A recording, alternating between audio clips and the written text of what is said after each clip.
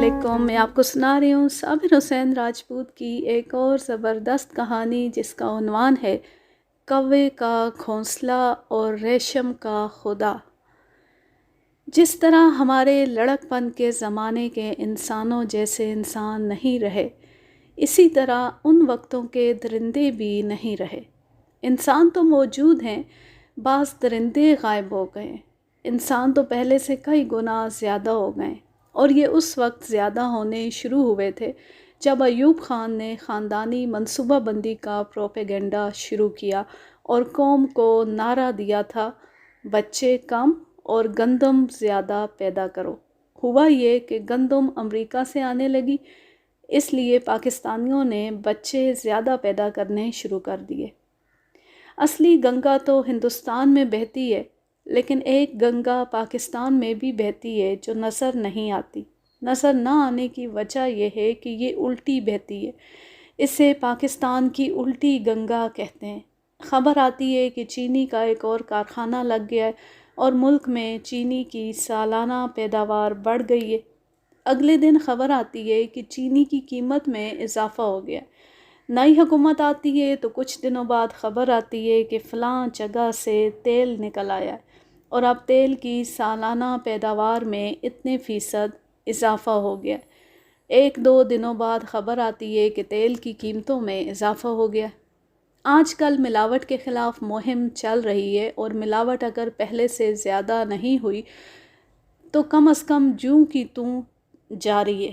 ملک کی آبادی یعنی شرح پیدائش کو کم کرنے کا بہترین طریقہ یہ تھا کہ لوگوں سے کہا جاتا کہ بچے زیادہ پیدا کرو، گلیاں اور گاؤں بچوں سے بھر دو، تو لوگ بچے پیدا کرنے چھوڑ دیتے۔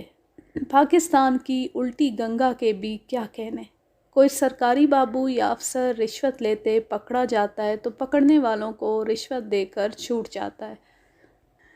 مجھے معاف کر دینا، بات کوئی اور شروع کی تھی اور دماغ کسی اور طرف نکل گیا۔ یہ بڑھاپے کا قصور ہے۔ میں کہہ رہا تھا کہ انسان تو پہلے سے زیادہ ہو گئے، لیکن وہ درندے نہیں رہے جو ہمارے لڑک پن میں ہوا کرتے تھے۔ یہ الگ بات ہے کہ انسانوں نے درندوں کی کمی یا غیر حاضری محسوس نہیں ہونے دی۔ جس طرح انگریز اس ملک سے گئے تو انگریزی پیچھے چھوڑ گئے، اسی طرح درندے میرے علاقے سے غائب ہو گئے تو اپنی خصلت انسانوں میں منتقل کر گئے۔ درندوں سے مراد شیر چیتے نہیں، یہ تو ہمارے علاقے میں کبھی بھی نہیں ہوئے تھے۔ میں دو جانوروں کی بات کر رہا ہوں جو درندوں کی فہرست میں آتے ہیں، ایک تھا بھیڑیا اور دوسرا جنگلی بلہ۔ یہ بھی کوئی زیادہ نہیں تھے، آبادیوں سے دور ویرانوں میں رہتے تھے۔ میرے علاقے کی زمین اور اس کے خد و خال تو میری کہانیاں پڑھنے والوں کو زبانی یاد ہو گئے ہوں گے۔ کٹی پھٹی زمین، چھوٹے بڑے برساتی نالے اور ان کے کنارے دیواروں جیسے، ٹیلے، گھاٹیاں، لمبے اور اونچے ٹیلے، ان میں کہیں کہیں شگاف غاروں جیسے اور کہیں قدرت کی بنائی ہوئی گپھیں اور غاریں، زمین کے نیچے بھول بھلائیوں جیسے راستے، کہیں گہرے اور وسیع و عریض نشیب اور کہیں ایسی بلندی جیسے شہروں کے فلیٹ ہوتے ہیں۔ ٹیلوں کے ان شگافوں اور قدرت کے بنائے ہوئے غاروں میں گیدڑ سے خرگوش، نیولے اور اود بلاؤ وغیرہ رہتے تھے، اور انہی میں کہیں بھیڑیے اور جنگلی بلے بھی رہتے تھے، لیکن دن کو یہ کم ہی کہیں دکھائی دیتے تھے۔ دوسرے جانور تو عام تھے، بھیڑیے اور جنگلی بلے ہم جیسے مغز پھروں کو نظر آتے تھے جو دور دراز ویرانوں اور ڈراؤنے سے خد و خال کے علاقے میں بھی چلے جاتے تھے۔ رات کے وقت کبھی کبھی ایک دو بھیڑیے گاؤں کے قریب آ کر چیختے چلاتے تھے۔ ان کی ایک آواز خاص آواز تھی جو چاندنی رات میں سنائی دیتی تھی۔ یہ بڑی لمبی ہو جیسی آواز ہوتی جو بھیڑیا منہ آسمان کی طرف کر کے نکالتا تھا۔ ایک دو جنگلی بلے بھی آبادیوں اور راستوں سے دور کہیں دکھائی دیتے تھے۔ جنگلی بلہ گھروں میں گھومنے پھرنے والے بلے سے دگنا لمبا چوڑا اور وزنی ہوتا ہے اور خونخوار بہت۔ اکیلا ہو تو بڑے جانور اور انسان پر حملہ نہیں کرتا بلکہ بھاگ جاتا ہے یا درخت پر چڑھ جاتا ہے۔ اگر یہ اس طرح گھر جائے کہ اسے بھاگنے کا راستہ نہ دیا جائے تو پھر یہ حملہ کر دیتا ہے، اور اس کا یہ حملہ بہت ہی خطرناک ہوتا ہے۔ یہ تو گھریلو بلی کی بھی خصلت ہے۔ بلی آپ کی پالتو ہی کیوں نہ ہو، اسے ایک کمرے میں بند کر کے ڈنڈا لے کر اس کے پیچھے پڑ جائیں، کچھ دیر وہ آپ سے بچنے کی کوشش کرے گی۔ جب اسے یقین ہو جائے گا کہ بھاگ نکلنے کا کوئی راستہ نہیں، تو یہ اچھل کر دیوار، دروازے یا کھڑکی کے بند کواڑ کے ساتھ فرش سے خاصی اونچی جگہ چپک جائے گی اور وہاں سے آپ پر حملہ کرے گی۔ بلی شیرک پر حملہ کرتی ہے، اپنے پنجے اور دانت آپ کی گردن میں گاڑ دے گی، پھر آپ کو جان سے مار کر دم لے گی۔ اگر دروازہ فوراً کھل جائے تو بلی آپ کو چھوڑ کر بھاگ جائے گی۔ میں آپ کی سلامتی کی خاطر آپ سے درخواست کرتا ہوں کہ کبھی ایسا تجربہ کرنے کی کوشش نہ کر بیٹھنا۔ جنگلی بلے کی بات کر رہا تھا جو اب ہمارے علاقے میں کہیں نظر نہیں آتا۔ میری نوجوانی کا واقعہ ہے۔ ہم 10-11 دوست 8-9 کتے ساتھ لیے حسب معمول شکار کو نکلے۔ موسم بہار کے آخری دن تھے۔ کیا انسان، کیا حیوان، کیا درخت یا فصل، سب پر بہار کا نکھار تھا۔ گندم کی فصل کا جوبن دیکھنے والا تھا۔ ہم بارانی علاقے کے لوگ تھے۔ وقت پر بارش ہو جاتی تو فصل اچھے انجام کو پہنچ جاتی تھی۔ اس سال اللہ نے خاص ہی کرم کیا کہ موسم نے خوب تعاون کیا تھا۔ گندم کی فصل کے پودے کچھ زیادہ ہی اونچے ہو گئے تھے اور خوشے دیکھ کر تو ہم اللہ کا شکر ادا کرتے تھے۔ ایسے گھنے خوشے اور فصل کا ایسا قد دیکھ کر کسان کے جسم میں جیسے خون دگنا ہو گیا۔ بوڑھا کسان بھی جوان ہو جاتا ہے۔ یہاں میں اپنی عادت سے مجبور ہو کر ایک بات کہنے سے باز نہیں آؤں گا، وہ یہ کہ اب گندم کی فصل دیکھتا ہوں تو افسوس ہوتا ہے۔ چھوٹے چھوٹے پودے، ذرا ذرا سے خوشے، مرے مرے دانے، یہ مصنوعی کھاد کی لعنت ہے، اور پھر کیڑے مار دوائیوں کے سپرے۔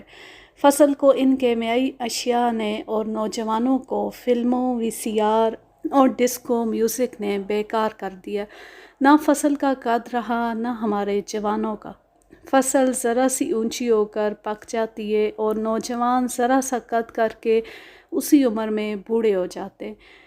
اس سال اتنی اچھی فصل دیکھ کر ہر گاؤں میں خوشیوں کی فضا تھی، ہر کوئی مسرور نظر آتا تھا۔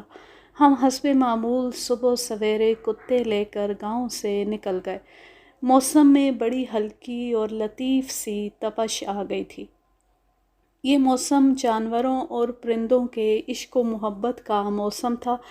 اس موسم میں جانور دن کو باہر نکل آتے تھے۔ محبت اور رقابت انہیں دلیر اور نڈر بنا دیتی تھی۔ نر آپس میں خون ریز لڑائیاں لڑتے اور ایک دوسرے کو جان سے مار دینے کی کوشش کرتے تھے۔ ہم گاؤں سے دور نکل گئے۔ آسمان پر موسم بہار کے بادلوں کے سفید اور سلیٹی ٹکڑے تیر رہے تھے۔ خطرہ تھا کہ یہ کسی بھی وقت اکٹھے ہو کر بڑی زور کا مینہ برسائیں گے، اور یالہ باری کا بھی خطرہ تھا۔ لیکن ہم ایسے خطروں سے پریشان ہونے کی بجائے ان سے لطف اٹھایا کرتے تھے۔ بارش اور اولے ہمارا رستہ نہیں روک سکتے تھے۔ ہم نے اس روز زیادہ دور جانے کا ارادہ کیا تھا۔ اس زمانے میں 10-12 میل دور جگہ کو بھی ہم بہت دور کہا کرتے تھے۔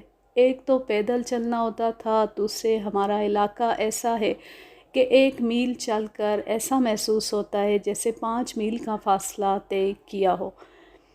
میں اپنی کہانیوں میں اس پہاڑی علاقے کا ذکر کیا کرتا ہوں جو جہلم اور راولپنڈی کے درمیان آتا ہے۔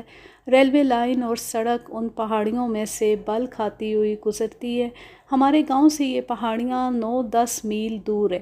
ان وقتوں میں ان پہاڑیوں کے اندرونی علاقے کے متعلق بڑی ڈراؤنی باتیں مشہور تھیں۔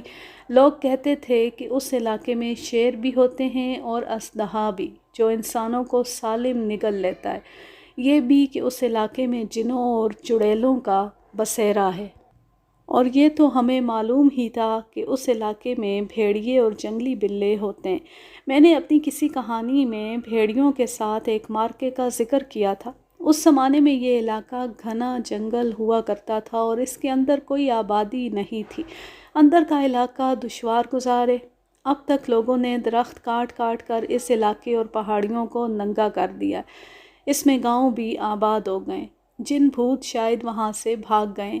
کوئی جگہ، کوئی چیز یا کوئی انسان اسی وقت تک پراسرار اور ڈراؤنا رہتا ہے جب تک اس کا کھوج نہ لگایا جائے۔ ہم اس سے پہلے اس علاقے میں گئے تھے تو نہ کوئی جن نظر آیا، نہ کہیں چڑیل دکھائی دی تھی۔ اس روز بھی ہم ان پہاڑیوں کے اندر چلے گئے۔ آگے 2 اونچی ٹیکریاں پہلو بپہلو جا رہی تھیں جن پر پھلائی کے خاردار درخت تھے اور نیچے پتھریلی زمین تھی۔ یہ گلی سی تھی جو آگے جا کر بائیں کو مڑ جاتی تھی۔ ہم نے کتوں کو زنجیریں ڈال رکھی تھیں۔ آگے جا کر ہم بائیں کو مڑے تو دنیا ہی بدل گئی۔ آگے 20-25 گز کھلی جگہ تھی۔ یہ میدان تھا لیکن ہموار نہیں تھا۔ اس میدان میں بڑا ہی دلچسپ تماشا دیکھا۔ 3 جنگلی بلے ایک بکری پر حملہ آور ہو رہے تھے۔ میں اتنے موٹے تازے اور اتنے بڑے بلے پہلی بار دیکھ رہا تھا۔ تینوں بلے نہیں بلکہ شیرنی کے جوان بچے لگتے تھے۔ ان کی گردنیں بے تحاشا موٹی اور ان پر گچھوں کی طرح بال تھے۔ بکری دوڑتی تھی تو ایک بلا اچھل کر اس کی شہرک کو منہ میں لینے کی کوشش کرتا تھا، ایک اس کی ایک ٹانگ میں پنجے اور منہ گاڑ رہا تھا اور تیسرا اچھل کر اس کی دم سے ذرا اوپر پیٹھ کے ساتھ چپک گیا تھا۔ بکری کا رنگ سفید تھا اور اس پر کہیں کہیں کالے دھبے تھے۔ اس کی 2 ٹانگوں سے خون بہہ رہا تھا اور پیٹھ پر بھی خون تھا۔ بکری چیخ چلا رہی تھی۔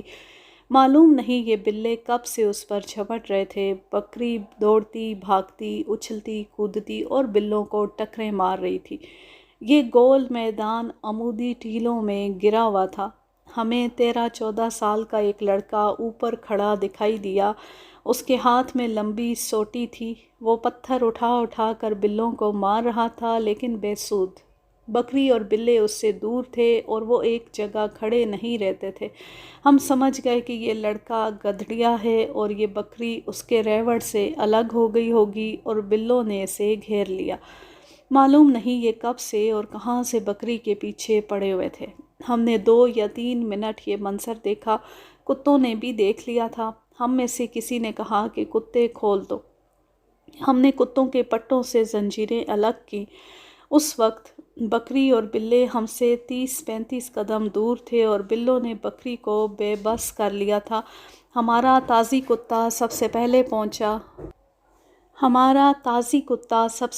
پہنچا اور ایک بلے پر جھپٹا۔ بلا بکری سے الگ ہو گیا اور گر پڑا۔ فوراً اٹھا اور اس نے تازی کتے پر جوابی حملہ کر دیا۔ اتنے میں باقی کتے پہنچ گئے۔ ایسا کوئی خطرہ نہیں تھا کہ کتے بکری پر حملہ کر دیں گے۔ بکری کو وہ اپنا دشمن یا شکار نہیں سمجھتے تھے۔ گاؤں میں وہ بکریوں کے ساتھ رہتے تھے اور اپنے پرائے کو پہچانتے تھے۔ البتہ وہ اس غلط فہمی میں رہے کہ جنگلی بلوں کو گاؤں کی بلیاں اور آسان شکار سمجھ بیٹھے۔ انہوں نے یہ بھی خیال نہ کیا کہ شیروں جیسے ان بلوں کے منہ سے شکار چھین لیا ہے۔ بلے قہر اور غضب میں آ گئے، لیکن وہ 3 تھے اور کتے 9 یا 10 تھے۔ بلے بھاگ نہیں رہے تھے بلکہ مقابلہ کر کے اور لڑتے ہوئے بھاگنے کی کوشش کر رہے تھے۔ کسی بلے کا پنجہ جس کتے کو پڑتا تھا تو وہ ایک بار پیچھے ہٹ جاتا تھا۔ میں نے ایک بلے کو دیکھا جس نے ایک کتے کی پچھلی ٹانگ پاؤں سے ذرا اوپر سے منہ میں لے لی تھی اور کتا لٹو کی طرح گھوم گھوم کر اپنی ٹانگ چھڑانے کی کوشش کر رہا تھا۔ کتے زیادہ تھے۔ لڑتے لڑتے کتے تقسیم ہو گئے۔ ایک بلا بھاگا تو 3-4 کتے اس کے پیچھے دوڑ پڑے۔ 2-3 کتے دوسرے کے پیچھے اور ایک بلے کے پیچھے 2 کتے تھے۔ ان میں ایک کتا میرا تھا، اس لیے میں اس کے پیچھے گیا۔ میرے ساتھ میرے 3 ساتھی تھے۔ اس میدان کے ارد گرد جو گول دیوار کھڑی تھی اس میں راستہ بنا ہوا تھا۔ یوں سمجھیں کہ 2-3 فٹ چوڑائی میں دیوار نہیں تھی۔ بلا اس طرف چلا گیا۔ میں نے دوستوں سے کہا کہ بلا گیا۔ دونوں کتے اس کے پیچھے گئے۔ میں اپنے 3 دوستوں کے ساتھ اس شگاف میں گیا تو دیکھا کہ یہ کوئی راستہ نہیں، یہ ایک بند جگہ تھی جو تقریباً گولائی میں تھی اور اس کی چوڑائی 7-8 گز تھی۔ دیواروں کی بلندی 6-7 گز ہوگی۔ یہ دراصل کھڈ تھا۔ اور یہ کنویں کی شکل کا تھا اور اس کے اوپر زمین بلند تھی۔ بلّا اس میں بھاگ دوڑ رہا تھا اور کتے اس کے تعاقب میں تھے۔ میں اور میرے ساتھی اس کھڈ کے منہ پر کھڑے تھے، اس لیے بلے کے لیے بھاگ نکلنے کا راستہ بند تھا۔ ایک کتا اسے پنجہ مارتا یا منہ ڈالتا تو وہ کتے کے سامنے ہو کر اسے دونوں پنجے مارتا اور دانت مارنے کی بھی کوشش کرتا تھا، لیکن دوسرا کتا اس پر جھپٹ پڑتا تھا۔ بلّا اس طرف آیا جس طرف سے کھڈ میں داخل ہوا تھا، لیکن ادھر ہم 4 آدمی راستہ روک کر کھڑے تھے۔ وہ پھر کھڈ میں بھاگنے دوڑنے لگا۔ دانت تو وہ پہلے بھی نکال کر ہرراتا اور عجیب عجیب آوازیں نکالتا، مگر اب اس نے دیکھا کہ دشمن زیادہ ہو گئے ہیں اور نکل بھاگنے کا کوئی راستہ نہیں، تو اس کی آوازیں بہت ہی غضبناک ہو گئیں اور وہ پہلے سے زیادہ دانت دکھانے لگا۔ وہ کھڈ کے درمیان آ گیا۔ دونوں کتے اس پر جھپٹے تو ہم دیکھ کر حیران رہ گئے کہ بلّا اس طرح اچھلا جس طرح ربڑ کی گیند کو زمین پر مارا جائے تو وہ اچھلے۔ وہ توپ سے نکلے ہوئے گولے کی رفتار سے کھڈ کی دیوار کے ساتھ زمین سے 2.5-3 گز اونچا جا لگا اور وہیں چپک گیا۔ کتے اچھل اچھل کر اس تک پہنچنے کی کوشش کرنے لگے، لیکن وہ کتوں کی دست رس سے دور تھا۔ اس نے مٹی اور پتھروں کی قدرتی دیوار میں پنجے گاڑے ہوئے تھے۔ 2 منٹ بھی نہیں گزرے ہوں گے کہ بلے نے ہماری طرف دیکھا۔ ہم اس کا راستہ روک کر کھڑے تھے۔ ہمیں ذرا سی بھی توقع نہیں تھی کہ وہ اس قدر حیران کن حرکت کرے گا۔ دیوار سے وہ تیر کی طرح ہماری طرف آیا۔ میں فوراً بیٹھ گیا تاکہ وہ اوپر سے گزر جائے۔ میرے پاس ایک لڑکا کھڑا تھا جسے ہم موٹر کہا کرتے تھے۔ بلّا اس کے سینے پر آ چپکا۔ وہ وزنی تھا اور بلندی سے آیا تھا اور بڑی ہی تیز رفتاری سے آیا تھا۔ اس لیے موٹر اپنے پاؤں پر کھڑا نہ رہ سکا اور پیچھے کو پیٹھ کے بل گرا۔ بلے نے دیکھا کہ اسے راستہ مل گیا ہے تو وہ موٹر کے سینے سے ایسا غائب ہوا جیسے وہاں تھا ہی نہیں۔ یہ موٹر کی خوش قسمتی تھی کہ وہ گر پڑا اور بلّا بھاگ نکلا، ورنہ وہ موٹر کے سینے سے کھال ادھیڑ لیتا اور منہ اس کی شیرگ پر ڈال لیتا۔ موٹر زندہ دل اور بڑا پھرتیلا لڑکا تھا۔ وہ ہنستا ہوا اٹھا۔ سینے سے ایک جگہ سے اس کی قمیض تھوڑی سی پھٹ گئی تھی اور سرخی کے 2-3 دھبے نظر آ رہے تھے۔ اس کی قمیض اٹھا کر دیکھا۔ اس کے سینے میں بلے کے پنجے اتر گئے تھے، لیکن بہت تھوڑے۔ ہم اپنی پارٹی کے دوسرے دوستوں کے پاس گئے تو دیکھا کہ کتوں نے بلوں کو مار لیا تھا اور 4 کتوں کے منہ بری طرح زخمی ہو گئے تھے۔ بلوں نے انہیں پنجے اور دانت زخمی تھی۔ ایک بلّا نکل گیا تھا۔ ہمارے پاس فرسٹ ایڈ کا سامان صرف ایک پرانی چادر ہوتی تھی۔ کتوں کے زخموں پر ہم پیشاب کرتے، پھر زخموں پر مٹی ڈالتے اور چادر سے پٹیاں پھاڑ کر زخموں پر باندھ دیا کرتے تھے۔ گاؤں میں جا کر ان کی باقاعدہ مرہم پٹی ہوتی تھی۔ بلوں کے زخمی کیے ہوئے کتوں کو بھی ہم نے یہی فرسٹ ایڈ دی اور سب کہنے لگے کہ یہیں بیٹھ کر کھانا کھا لیتے۔ بکری والا لڑکا گدڑیا ہی تھا۔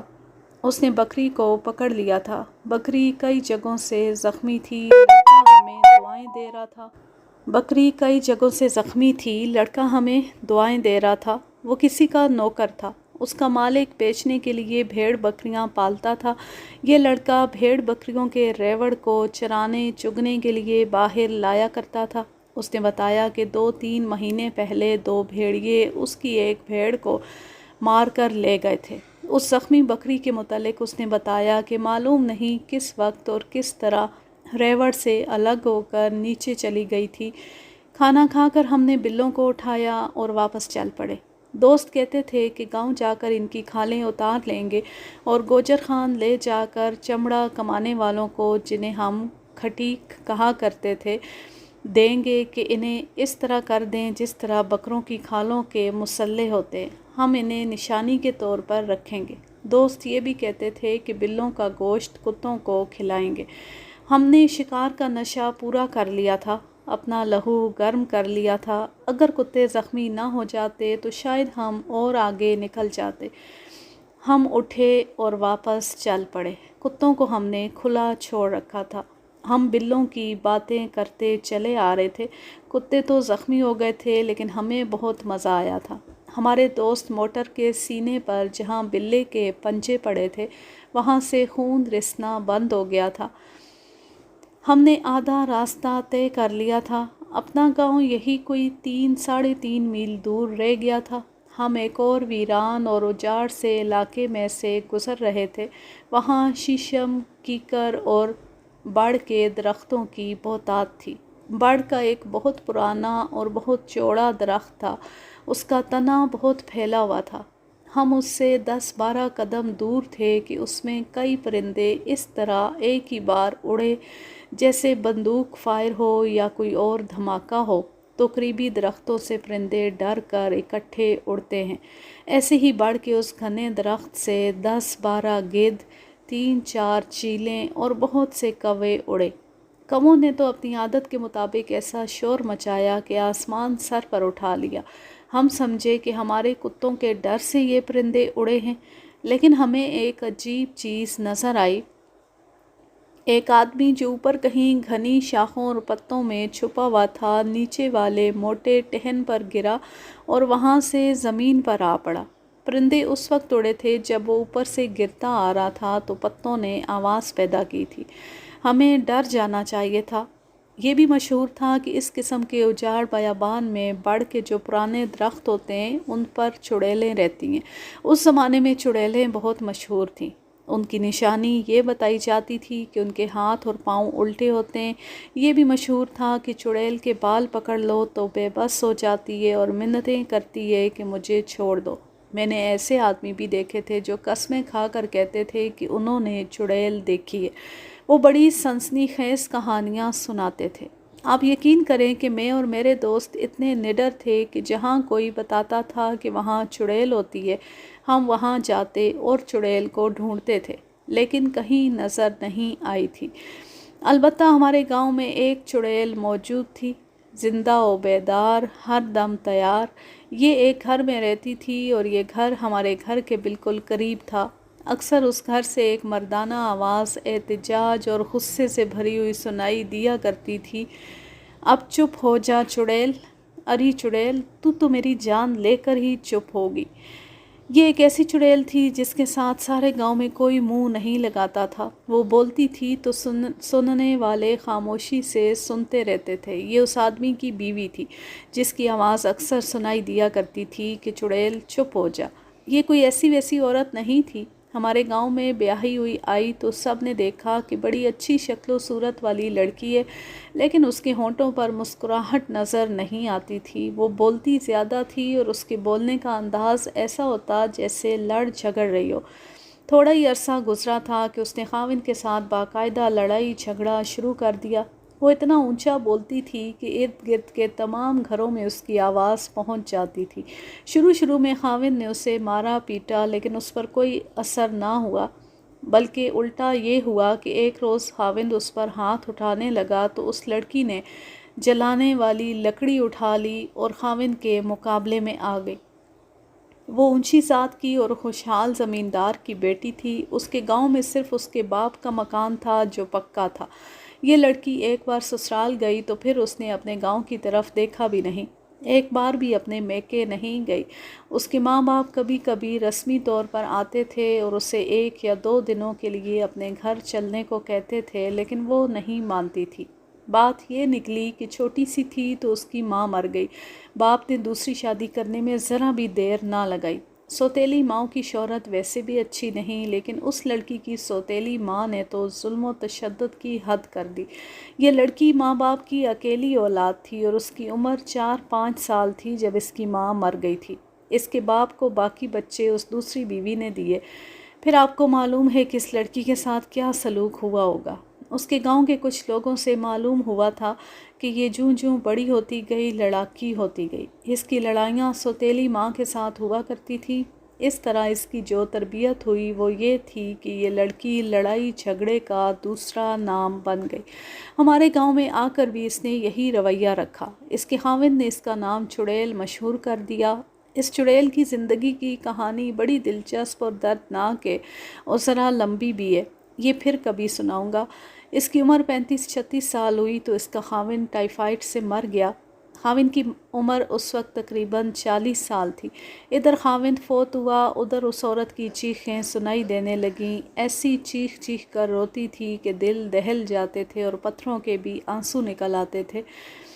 خاوند دفن ہو گیا، یہ عورت چند روز چیختی چلاتی رہی، اس کے بعد ایسی خاموش ہوئی جیسے وہ بھی دفن ہو گئی ہو۔ اس کی اولاد تھی جس نے اس کی خاموشی سے بہت خدمت کی اور 22-23 سال بعد وہ عورت بھی دنیا سے اٹھ گئی۔ میں ایک بار پھر آپ سے معافی مانگوں گا کہ بات کچھ اور ہو رہی تھی اور میں کسی اور طرف نکل گیا۔ میں آپ کو سنا یہ رہا تھا کہ بڑھ کے گھنے درخت میں سے ایک آدمی گرا، ہم زیادہ دور نہیں تھے، وہ اٹھا تو ہم نے دیکھا کہ وہ جوان آدمی ہے، شکل و صورت اور کپڑوں سے اچھے گھر کا آدمی معلوم ہوتا تھا۔ وہ اٹھا اور اپنی بائیں ٹانگ کی طرف جھکا اور پھر گر پڑا۔ اس نے ہماری طرف دیکھا، ہم دوڑتے ہوئے اس تک پہنچے، بائیں طرف سے اس کی شلوار لال ہو گئی تھی، ٹانگ کی شاید ہڈی ٹوٹ گئی ہے، درد سے اس کے دانت بج رہے تھے۔ اس نے شلوار اوپر کی تو ٹخنے سے 4-5 انچ اوپر کھال پھٹ گئی تھی اور ٹوٹی ہوئی ہڈی باہر نظر آ رہی تھی۔ ہمارے پوچھنے پر اس نے اپنے گاؤں کا نام بتایا۔ یہ گاؤں وہاں سے تقریباً 1.5 میل دور تھا۔ میرے گاؤں اطلاع دے سکتے ہو؟ میں چل تو سکتا نہیں، وہ گھوڑی لے کر آئیں گے تو مجھے لے جائیں گے۔ کیا بے وقوفوں والی باتیں کرتے ہو؟ ہمارے ایک دوست راجہ شہباز خان نے کہا، پہلے وہاں اطلاع دیں گے پھر وہ تمہیں لینے آئیں گے، اتنی دیر میں تمہارے جسم کا سارا خون نکل جائے گا، ہم تمہیں گاؤں تک پہنچا دیں گے۔ راجہ شہباز خان نے اسے سہارا دے کر اٹھایا اور ہم 2-3 لڑکے ساتھ ہو گئے۔ شہباز خان نے اسے اپنے کندھے پر اس طرح ڈال لیا کہ اس کا سر پیچھے اور ٹانگیں آگے کی طرف تھیں۔ اس طرح ہم نے باری باری اسے اٹھا کر اس کے گھر پہنچا دیا۔ وہاں جا کر دیکھا کہ وہ پکی حویلی میں رہنے والے خاندان کا بیٹا تھا۔ اس کی عمر 28 سال کے لگ بھگ تھی۔ اسے اس حال میں دیکھ کر گھر میں تو جیسے قیامت برپا ہو گئی ہو۔ اس کی بیوی بھی تھی اور شاید 2 بچے بھی تھے۔ ہم سب نے اس کے گھر والوں کو مشورہ دیا کہ اسے گوجر خان ہسپتال میں داخل کرا آتے کیونکہ اس کی ہڈی ٹوٹ گئی ہے، لیکن انہوں نے ہمارا یہ مشورہ نہ مانا۔ وہ کہتے تھے کہ ہڈیاں جوڑنے والے یہاں موجود ہیں۔ وہ غلط نہیں کہتے تھے، اس زمانے میں دیہات میں جراح ہوتے تھے جو زخموں کا علاج بھی کرتے تھے اور ٹوٹی ہوئی ہڈیاں اس طرح جوڑ لیتے تھے کہ بڑے تجربے کار ڈاکٹر بھی حیران رہ جاتے تھے۔ یقین کریں کہ موجودہ زمانے میں نے ٹوٹی ہڈیوں کے 2 کیس دیکھے ہیں کہ اسپتال والے ہڈیاں ٹھیک نہیں جوڑ سکے اور ان کا دوبارہ آپریشن کرنا پڑا، پھر بھی ہڈی ٹھیک نہ ہوئی۔ اس آدمی کا نام خالق تھا۔ اس کے باپ نے اسی وقت ایک آدمی کو دوڑا دیا کہ وہ جراح کو لے آئے۔ جراح کوئی 2 میل دور کے ایک گاؤں میں رہتا تھا، وہ ہندو تھا اور ہمارے علاقے میں دور دور تک مشہور تھا۔ ہم نے اپنا فرض ادا کر دیا تھا، اس لیے ہم نے رخصتی کی اجازت مانگی۔ خالق کے باپ نے کہا، لڑکو کیوں شرمسار کرتے ہو؟ تم تو اچھے خاندانوں کے لڑکے معلوم ہوتے ہو، ہم تمہیں جانے کی اجازت کس طرح دے دیں؟ تم نے میرے ساتھ اتنی بڑی نیکی کی ہے، ورنہ میرا بیٹا وہیں جنگل میں کہیں پڑا رہتا۔ کتے ادھر باندھ دو اور چپ کر کے بیٹھ جاؤ۔ وہ ٹھیک کہہ رہا تھا کہ ہم وہاں نہ ہوتے یا ہم خالق کو اٹھا کر نہ لاتے اور ٹال مٹول کر جاتے تو اس جنگل میں سے اسے کوئی اٹھا کر نہ لاتا۔ وہ جگہ کسی راستے میں نہیں آتی تھی، نہ وہاں سے کسی کا گزر ہوتا تھا۔ خالق چل نہیں سکتا تھا، خون بہہ جانے سے وہ ختم ہو جاتا۔ خالق کے باپ نے ہمیں صرف اس لیے نہیں روکا تھا کہ ہم نے اس کے بیٹے کو گھر پہنچا دیا تھا، بلکہ یہ اس زمانے کا دستور تھا کہ کوئی بھی آدمی گاؤں میں راستہ پوچھنے یا ذرا سستانے کے لیے رک جاتا تو گاؤں والے اس کی خاطر تواضع کر کے رخصت کیا کرتے تھے۔ ہم کچھ دیر کے لیے وہاں رک گئے، اگر نہ رکتے تو یہ لوگ بہت ہی برا مناتے۔ وہ چائے، بسکٹ اور پیسٹریوں وغیرہ کا دور نہیں تھا، نہ گاؤں والوں نے کبھی پیسٹریاں دیکھی تھیں۔ ہمارے لیے فوراً ہی دودھ گرم ہو گیا اور خالص گھی میں تلے ہوئے پراٹھے ہمارے آگے ڈھیر کر دیے گئے۔ ہمارے کتوں کو بھی ان معزز میزبانوں نے دودھ پلایا۔ کتے اگر گوشت کھاتے ہیں تو میں ابھی بکری ذبح کرا دیتا ہوں، خالق کے باپ نے کہا۔ اس وقت ہمیں یاد آیا کہ ہم نے جو 2 جنگلی بلے مارے تھے اور اٹھا کر لے آئے تھے وہ اسی جگہ بھول آئے ہیں جہاں سے ہم نے خالق کو اٹھایا تھا۔ اگر بلے ساتھ ہوتے تو ہم ان کی کھالیں اتروا کر کتوں کو کھلا دیتے، لیکن ہم میں سے کوئی بھی نہیں چاہتا تھا کہ ہمارے کتوں کے لیے ان لوگوں کی بکری ذبح ہو۔ ہم نے کہا کہ ہم کتوں کو گوشت نہیں کھلاتے، ان کے لیے دودھ ہی کافی ہے۔ شام کے شاید 4 ساڑھے 4 بجے ہوں گے کہ ہماری موجودگی میں ہی جرا گھوڑی پر آ گیا۔ اس نے خالق کی ہڈی دیکھی تو اطمینان کا اظہار کیا اور کہا کہ ہڈی کا کوئی ٹکڑا الگ نہیں ہوا اور یہ ایسے طریقے سے ٹوٹی ہے کہ آسانی سے جڑ جائے گی اور جلدی ٹھیک ہو جائے گی۔ اس نے اسی وقت اپنا کام شروع کر دیا۔ دیہات میں جراح اور حکیم تو ہوتے تھے لیکن ان کے پاس مریض کو بے ہوش کرنے کے لیے کوئی انتظام نہیں ہوتا تھا۔ جراح نے جب ہڈی جوڑنی شروع کی تو خالق کی چیخیں اور کرہنا ہم سے برداشت نہیں ہو رہا تھا۔ جہاں تک مجھے یاد ہے کہ 5-6 منٹ بعد جراح نے ہڈی کے سرے اکٹھے کر دیے اور پٹی باندھنی شروع کر دی۔ تب خالق نے درد میں کچھ کمی محسوس کی۔ ہم نے راستے میں خالق سے پوچھا تھا کہ وہ بڑ کے درخت پر کیوں چڑھا تھا۔ اس نے بتایا کہ ایک حکیم سے ایک دوائی بنوانی تھی اور حکیم نے کہا تھا کہ بڑ کے درخت پر چڑھ کر اوپر سے کونپلیں توڑ لانا۔ وہ بہت اوپر چلا گیا اور اس کا پاؤں پھسل گیا۔ اس کی یہ ٹانگ ایک 2 شاخے ٹہن میں پھنس گئی۔ ہڈی ٹوٹی تو ٹانگ آزاد ہو گئی اور وہ نیچے آ پڑا۔ جراح اپنا کام کر چکا تو میں اپنے 2 دوستوں کے ساتھ خالق کے پاس جا بیٹھا۔ وہ اب خاصا سکون محسوس کر رہا تھا۔ ہم نے ہنس ہنس کر اس کا حوصلہ بڑھایا۔ ہم نے دیکھا کہ وہ خود بھی حوصلے والا آدمی ہے۔ اس ناقابل برداشت تکلیف میں بھی وہ ہنسی مذاق کی باتیں کر رہا تھا۔ اس کی بیوی اور بہنیں اس پر قربان ہوئی جا رہی تھیں۔ اس کی ماں تو بے تحاشا رو رہی تھی۔ ماں نے جب دیکھا کہ بیٹے کی ہڈی جڑ گئی ہے اور درد کم ہو گیا ہے تو وہ میری ماں والے روپ میں آ گئی۔ اپنے باپ کی طرح تیری ہڈیوں کو بھی آرام نہیں آتا، وہاں تو لینے ہی کیا گیا تھا؟ اپنے باپ کی طرح یہ بھی ٹھیٹ ہڈی کا بنا ہوا ہے۔ اب یہ کچھ دن چارپائی پر پڑا رہے گا تو میں بھی چین میں رہوں گی۔ خالق کا باپ پاس کھڑا ہنس رہا تھا۔ میری ماں اور میرے والد میں بھی مجھ پر اسی طرح نوک جھونک ہوتی رہتی تھی۔ میری ماں مجھے بھی ڈھیٹ ہڈی والا کہا کرتی تھی۔ آج وہ مائیں یاد آتی ہیں تو دل ڈوبنے لگتا ہے اور انہی ماؤں کو تلاش کرتا ہے۔ ہم جب رخصت ہونے لگے تو خالق نے میرے ساتھ اور میرے دوستوں کے ساتھ ہاتھ ملایا۔ یار، میں تمہارا شکریہ کس طرح ادا کروں؟ جس دن چلنے کے قابل ہو جاؤں گا اس دن سب سے پہلے تمہارے گاؤں آؤں گا۔ تم کیوں آؤ گے؟ کیا ہم تمہیں دیکھنے نہیں آئیں گے؟ شاید کل ہی آ جائے۔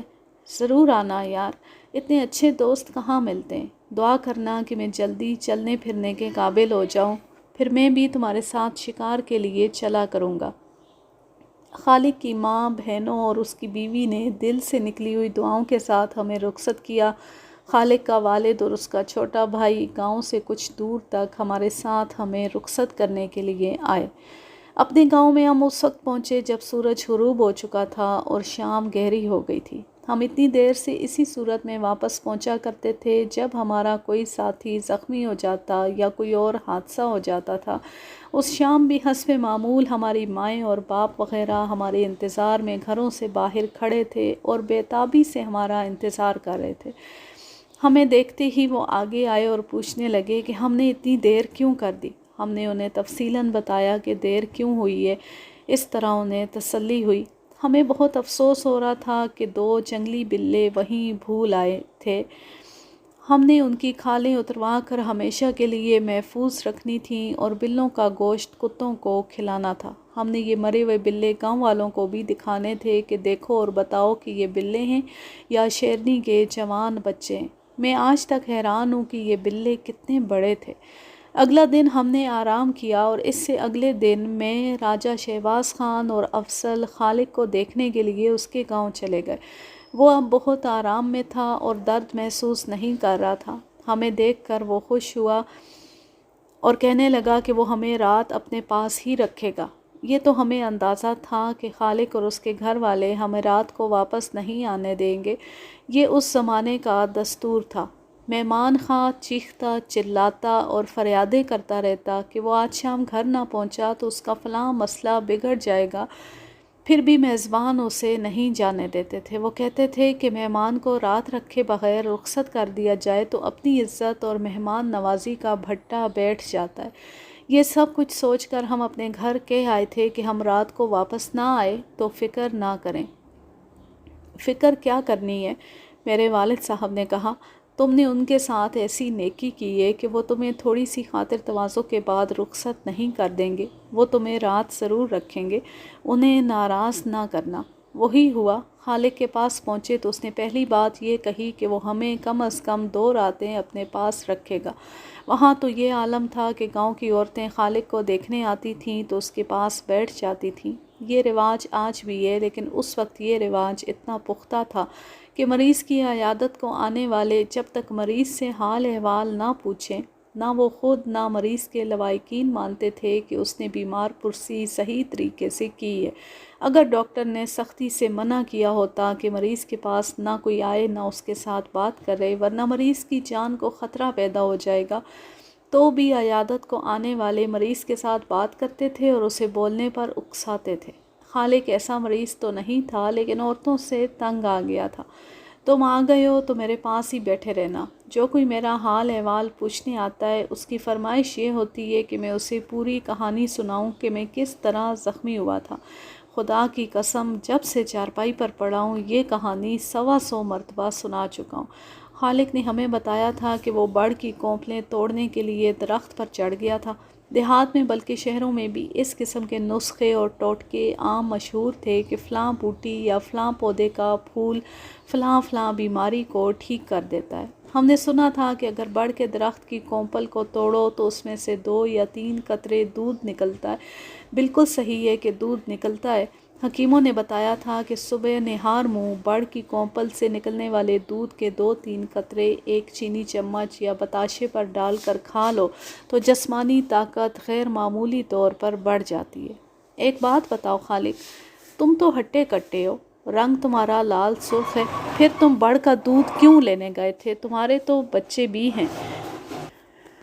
آج کے لیے بس اتنا ہی۔ اب میں لیتی ہوں آپ سے اجازت۔ جہاں رہیں خوش رہیں، شاد و آباد رہیں، ہنستے مسکراتے رہیں، اور اگر یہ کہانی یا میرا انداز پسند آئے تو اس چینل کو سبسکرائب ضرور کر لیں اور بیل آئیکن کو ضرور پریس کریں تاکہ آنے والی ہر نیو ویڈیو کی نوٹیفیکیشن آپ کو بر وقت ملتی رہے۔